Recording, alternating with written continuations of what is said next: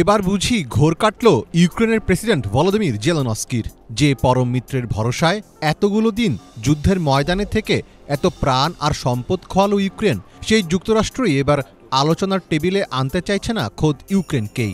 অবশেষে হুঁশ ফিরেছে জেলেনস্কির, বলছেন যুক্তরাষ্ট্রের সঙ্গে খনিজ সম্পদ ভাগাভাগির বিষয়টি পুনর্বিবেচনা করবেন তিনি।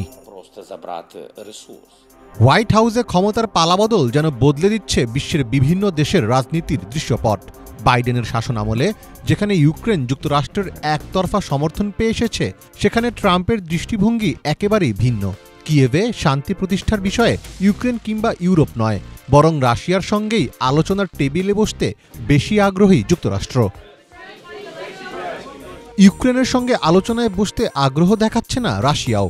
রাশিয়ার পররাষ্ট্রমন্ত্রী সের্গেই লেভরভ স্রেফ জানিয়ে দিয়েছেন, ইউক্রেন যুদ্ধের শান্তি আলোচনায় ইউরোপের কোনো ভূমিকা নেই। আলোচনার জন্য তাদের আমন্ত্রণের কোনো প্রয়োজন নেই বলেও মন্তব্য করেছেন তিনি। ফলে বিশ্ব নেতাদের এমন পদক্ষেপ নিয়ে ইউরোপ জুড়ে দেখা দিয়েছে শঙ্কা।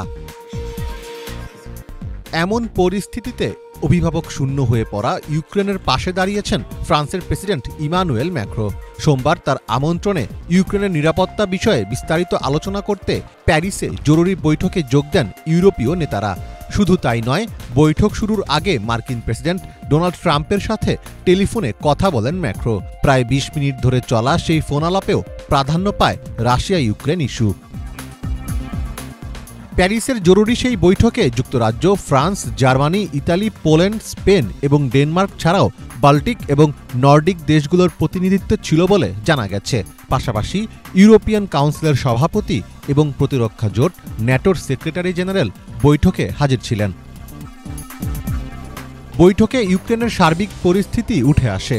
আলোচনা শেষে ইউক্রেন ও ইউরোপকে বাদ দিয়ে শান্তি চুক্তি বিষয়ে রাশিয়ার সঙ্গে মার্কিনীদের বৈঠকের সমালোচনা করেন জার্মান চ্যান্সেলর ওলাফ শলৎজ সহ অন্যান্য নেতারা।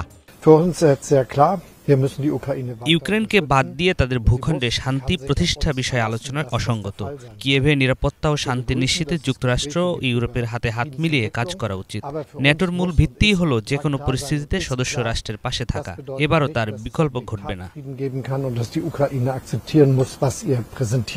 এরই মধ্যে যুক্তরাজ্যের প্রধানমন্ত্রী স্যার কিয়ার স্টারমার বলেছেন, যুদ্ধক্ষেত্রে সৈন্য পাঠাতে যুক্তরাজ্য রাজি আছে এবং তাদের সেই প্রস্তুতিও আছে। ইউক্রেনে শান্তিরক্ষী বাহিনী মোতায়েনের উপরও জোর দিয়েছেন তিনি।